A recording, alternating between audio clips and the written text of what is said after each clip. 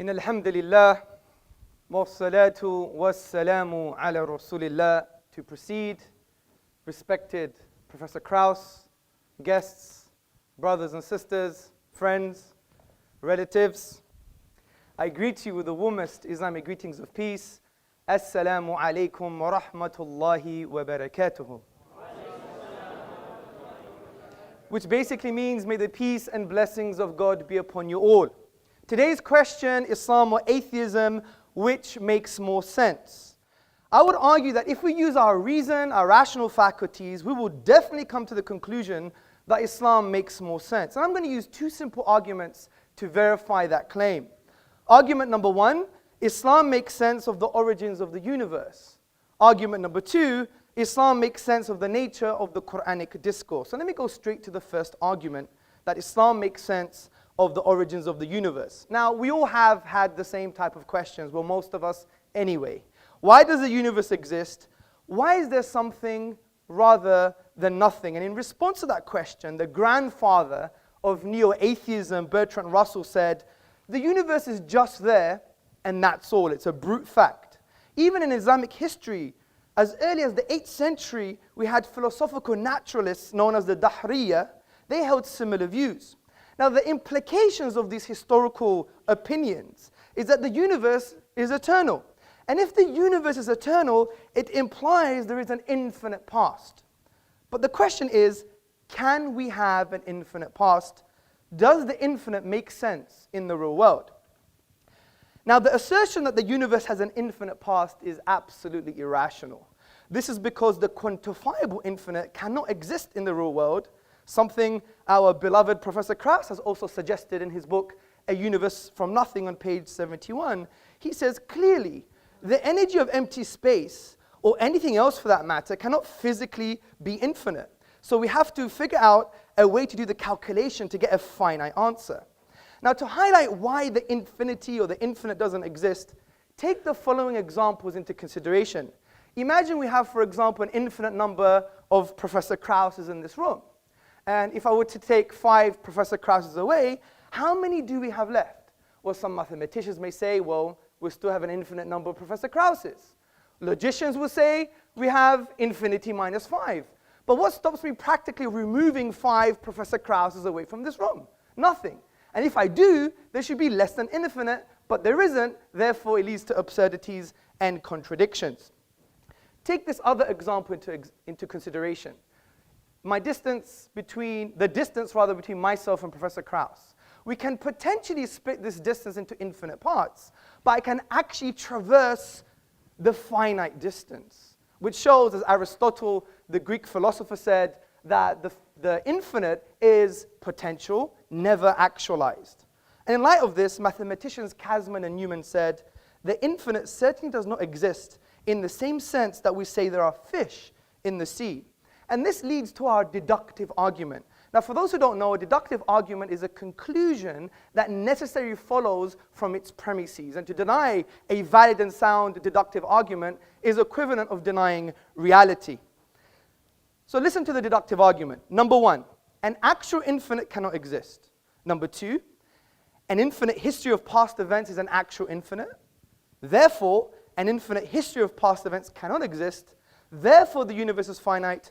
Therefore, it had a beginning. Now, this is a deductive argument. But we also have complementary evidence, which I call astrophysical evidence. And I'm not claiming to be a physicist. We have an established, acclaimed academic amongst us, so he could tell us the rest of the story. But what have cosmologists said? They have said, for example, Alexander Vilenkin, in his book, Many Worlds in One, which I believe is a friend of Professor Kraus, he says, with the proof now in place, cosmologists can no longer hide behind the possibility of a past eternal universe. There is no escape. They have to face the problem of a cosmic beginning. And just to note, even Professor Kraus in his book affirms a beginning to the universe.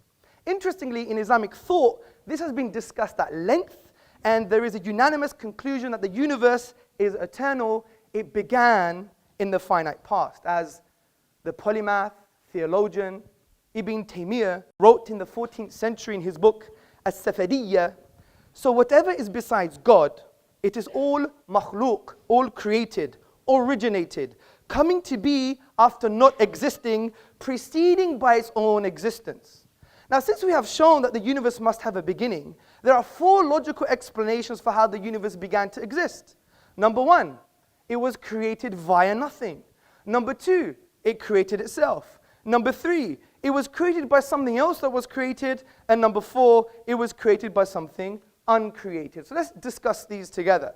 Could the universe be created via nothing? Well, first and foremost, what do we mean by nothing? By nothing we mean the absence of something, and in this case, the absence of the universe. Now, why does our definition make sense? This is because we have deductively argued that the universe began, and therefore it was once not there. There was an absence of the universe. This is undeniable due to the deductive nature of the argument. So based on our definition, I think we can conclude that the universe coming into being or existence via nothing is impossible on logical, rational, and I would even argue empirical grounds. You could discuss this mathematically, for example. What is 0 plus 0 plus 0? It's never going to be 3. It's 0. Therefore, the universe could not have come into existence via nothing. As P.J. Zwart in his publication About Time explains, if there is anything we can find inconceivable, it is that something could arise from nothing. Let's go to the next option. Could the universe create itself? Well, this implies that the universe was in existence and not in existence at the same time, which is an impossibility. Also, there's a crude example for you to picture in your mind.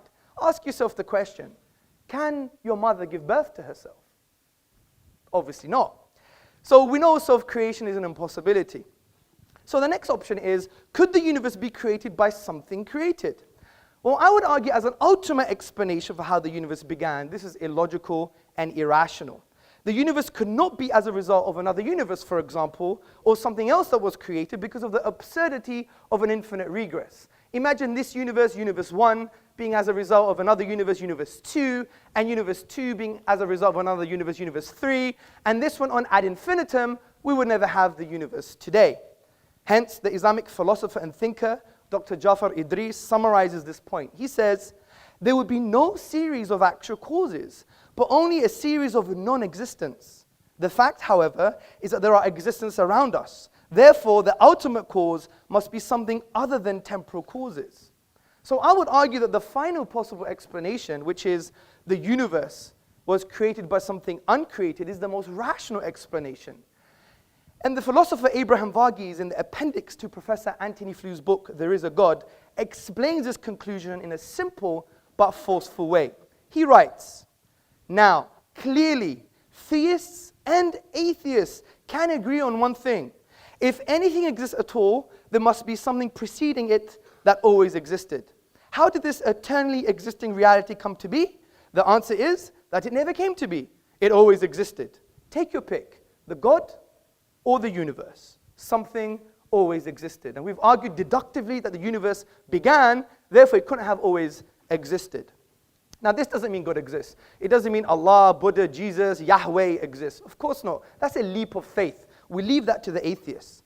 The point I'm trying to make here is that if we continue with our rational argumentation, using our aql meaning intellect in the Arabic language, as the Quranic discourse says, أَفَلَا تَعْقِلُونَ, do you not use your brains? If we continue using our brains, our mind, we will conclude something quite profound. Number 1, that this uncreated creator must be eternal by definition because he's uncreated.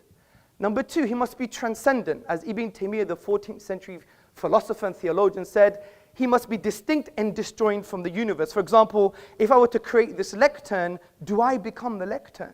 No. Number 3, this uncreated creator must have a will, because if it's eternal and brought into existence a finite effect that began, like the universe, he must have chose the universe to come into existence. And a choice indicates a will, and a will indicates it can have a relationship with sentient beings in the universe. Number 4, it must be powerful. It created the atom, for example. If you split the atom, ask Professor Kraus what happens. 5th point, it must be perpetually knowing, because if it's eternal and it established laws like the law of gravity, it implies it's a lawgiver. So therefore we can make the inference that it's perpetually knowing or perpetually intelligent because it's eternal and created laws in the universe. Finally, it must be one. if we use the rational principle called Occam's razor, and by the way, many people don't understand Occam's razor, and I think Professor Kraus doesn't understand Occam's razor either when I read his book, but he could debate with me later. Occam's razor is not about physical causes, by the way, which has been misconstrued as a straw man in the Krausian fashion. Basically, Occam's razor is that you must have a simple explanation, but also you must have the most comprehensive, which means what? It actually means that it has to have greater explanatory scope and explanatory power, because it can be complex, because it may deal with most of the questions. But concerning this reality about the oneness of the divine, the argument that the Creator must be one is simple and far more comprehensive. If you say 2 or 3 or 4, then it's not simple anymore, and it doesn't answer all the questions. In actual fact, it creates far more questions than it answers, such as, how do 2, 3, 4 causes co-eternally exist? It doesn't make any sense. So I think we've concluded what the Quran concluded 1400 years ago, that there is a Creator, He's one, He's unique, and He's transcendent. As the Quran says in the 112th chapter, say, He is God, the one, the unique, God, the eternal, absolute. He begets not, nor is He begotten, and there is nothing like unto Him. Now, before I move on to my next argument, I really want to have a nuanced discussion, a very nuanced discussion, which means if someone offers to talk to you, you have to talk to them back. And I wasn't offended, but I found it slightly childish when I asked someone in this room for us to have a chat, and he wouldn't have a chat with me, which I think is not very nice. But that's another story. And I want to do with some contention so we transcend this kind of what I would call atheist cliches. So what's the first atheist cliche? The first atheist cliche, I call it the Professor Kraus nothing cliche. And if you read his book, you will see that Professor Kraus was a highly acclaimed academic. I mean, I am nothing compared to him. That's true. He's right. 1 second. By the way, him making a statement is not an argument. I don't know why you're clapping like someone who's obedient slave. 1 point. Please, I have a time to keep. So, in his book, which I really like his book, I like his style, I like his rhetoric, he wrote in his book, A Universe from Nothing, he said that nothing is nothing with italics. And essentially what he's trying to say, he's trying to change the label nothing, which in the English language is a universal negation. But he's saying nothing is actually something, which is a quantum reality. Now this is quite bizarre. And that's why you have to study philosophy, because you need to make conceptual distinctions. For example, imagine I was in the hallway and I said, I met nobody, and they gave me directions to this room. Or imagine if I said, for example, yesterday my wife made a great lunch, and it was nothing. Nothing tastes great with a bit of whipped cream. I mean, does this make any sense? And Professor Kraus' use of nothing is actually something. He also says in his book in page 80, vacuum is very different from nothing. It's a physical object. But this is irrelevant almost, because even Kraus admits in his book that these are speculative and inconclusive conclusions. Because he says, I stress the word could here, because we may never have enough empirical information to resolve this question unambiguously. So I do respect what he's trying to do, but you would never take an inductive argument over a deductive one. Only someone intellectually challenged would do that, in my humble opinion. The second contention is that things can come into being without any cause. You have a quantum vacuum, a quantum reality, and there are some subatomic events that appear without no causes. I believe we have a strong defeater to this argument, and it concerns perceptions, and it rests on a Kantian argument. Now, I can order my perception in this room. I could see this very handsome young man. I can see the cameraman. I could see the wall. I can also reverse that perception. But if my wife were to start walking down this auditorium, I couldn't help but see her front before I see her back. And I couldn't reverse that perception. Now, the very fact that I know when I can order my perceptions and when I can't, and when I can reverse my perceptions and when I can't, is because we have an innate concept of causal links and causal connections. To reject that based on empiricism or an empirical reality is equivalent and tantamount of actually rejecting the perception itself. It's like shooting yourself in the foot. This is why the philosopher John Cottingham in his book Rationalism said, but on Kant's argument, we will not be able to recognize the event in the first place unless there were a rule that makes it necessary that the order of our perception should be thus and not otherwise. In short, the very experience of an external event already presupposes an understanding of causal necessity. So these are the cliches. Let's go to the next argument, which is the nature of the Quran. Now, the Quranic discourse has been described by Eastern and Western scholars as an intrusive and imposing text, which seeks to intrude into the inner dimensions of man. Now, this imposition is positive as the Quran seeks to positively engage with your intellect and with your psychological disposition. And the way the Quran achieves this is by asking questions. وَفِي أَنفُسِكُمْ أَفَلَا تُبْصِرُونَ. And in themselves, do they not see? Talks about the physiological reality, the psychological reality, even referring to things like consciousness. This is why Professor of Philosophy Shabir Akhtar, in his book, The Quran and the Secular Mind, A Philosophy of Islam, he describes what the Quran is trying to say with these verses. He says, nature's flawless harmonies and the delights and liabilities of our human environment, with its diverse and delicate relationships, are invested with religious significance. Created nature is a cryptogram of a reality which transcends it. Nature is a text to be deciphered, evidences accumulating in the material and social worlds and in the horizons jointly point to a hidden immaterial order. You may think this is quite interesting for a 7th century book, but the Quran goes even further than this. It produces an intellectual challenge for the whole of mankind. The Quran says, وَإِن كُنْتُمْ فِي رَيْبٍ مِّمَّا نَزَلْنَا عَلَىٰ عَبْدِنَا فَأْتُوا بِسُورَةٍ مِّن مِّثْلِهِ وَادْعُوا شُهَدَاءَكُم مِّن دُونِ اللَّهِ إِن كُنتُمْ صَادِقِينَ. And if you are in doubt, talking to Kraus, talking to me, talking to everybody, if you doubt this book, which we have sent down to our servant, referring to the Prophet Muhammad sallallahu alaihi wasallam, upon whom be peace, then bring one chapter like it and call on your witnesses and supporters besides God, in kuntum sadiqeen, if you're truthful in this claim. Now, this verse is a basis for an array of arguments in the Quranic discourse, and we don't have time to talk about all the arguments. Historical argument, sociological argument, and a whole array of intellectual responses. But one I want to talk about is called the inimitability and the uniqueness concerning the Arabic language in the Quranic discourse, which Islamic theologians and thinkers argue that it is a miracle. Now, before I get into that, we have to now discuss what is a miracle. We have to define what a miracle is. Now, the word itself linguistically comes from the Latin word miraculum, meaning something wonderful.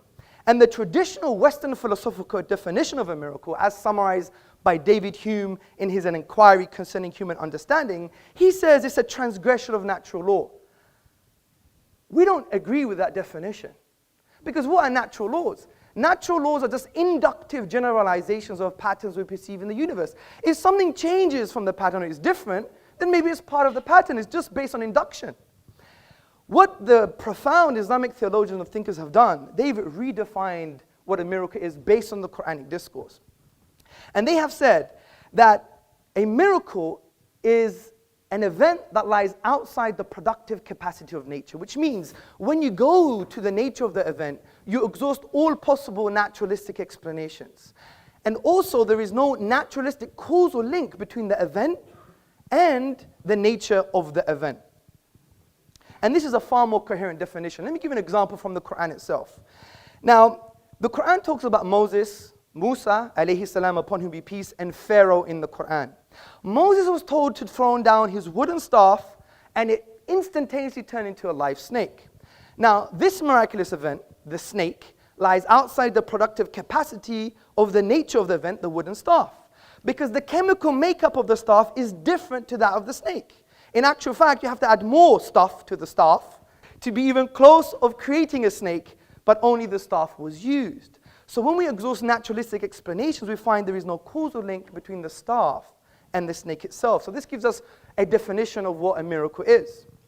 Now, this applies to the Quran's use of the Arabic language, because the Quran cannot be described as any of the literary forms of the Arabic language, which include saj'a, rhyme prose, mursal, straightforward speech, maqama, a combination of metrical and non-metrical speech, and the al-bihar, the 16 rhythmical patterns of classical Arabic poetry. Now, interestingly, in classical Arabic, every expression falls within the known literary forms of the Arabic language. The Quran, however, de-scopes the Arabic language. And the Quran is a miracle from this perspective, because even though it's made up of the Arabic language, there is no causal link between the Arabic language and the Arabic in the Quran.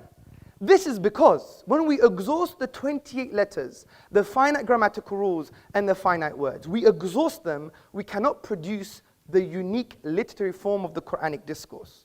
And interestingly, from a historical and literary perspective, when attempts have been made to produce the like of the literary form of the Quranic discourse, they have all failed. As the academic Foster Fitzgerald Arbuthnot, a notable British Orientalist, states, and that those several attempts have been made to produce a work equal to it as far as elegant writing is concerned, none have yet succeeded. In this light, brothers, sisters, and friends, what we've just discussed can develop into a deductive argument. And listen very carefully.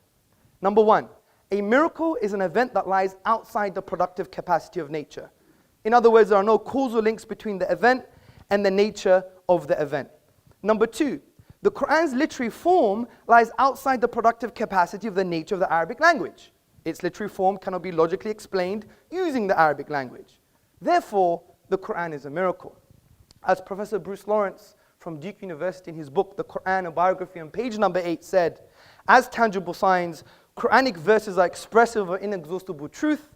They signify meaning, layered within meaning, light upon light, miracle after miracle. So we have two key arguments that are based on deduction, not just induction.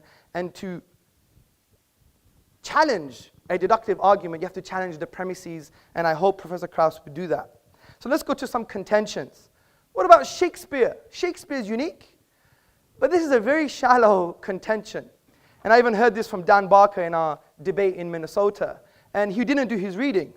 Basically, Shakespeare is not unique from the perspective of the structural features of language, the literary form. Rather, it's aesthetic reception. The kind of argument we're talking about, the structural features of the Arabic language. And if you look at Shakespeare, he used the iambic pentameter, the trochaic verse, the blank verse, and many English literateurs use the same kind of structures. And if you go to the book, the Oxford Dictionary of National Biography, you will see that Shakespeare has been compared to Francis Beaumont, John Fletcher, and other playwrights. So he's not unique or inimitable from the perspective that we're talking about. Finally, the last contention is, but I'm not an Arab. How would I know? Well, we could use another argument called rational deduction. Now, rational deduction is a thinking process where you take a universally accepted statement and from that draw logical conclusions. And no one would deny universally accepted statements from academia or from authorities that are valid and sound and authentic. Because this is the realm of epistemology, the study of belief, and a valid source of knowledge is actually testimony. If you read the works of Professor Cody and Professor Keith Lehrer in the Epistemology of Testimony published by Oxford, you will see it's a grounded argument which we could discuss later. So the authentic and valid testimony concerning the Quran is, no one has been able to challenge the Quran and produce its literary form.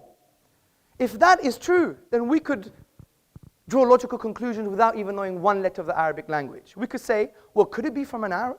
Could it be from a non-Arab? Could it be from Muhammad, upon whom be peace? Or is it from the divine reality? We know it couldn't be from an Arab because they all failed, especially the best Arabs at the time. We know it can't be a non-Arab because you have to know Arabic. We know it couldn't be from Muhammad, upon whom be peace, because all human expression, if you have the blueprint, you can replicate it. Just look at some replicas of Picasso and Monet in art. And therefore, it must be from the divine. So from this perspective, we've dealt with some outdated cliches because I really want a nuanced and frank discussion. I really do. And I hope I do have that with Professor Kraus. I respect him dearly, and like I respect all of you.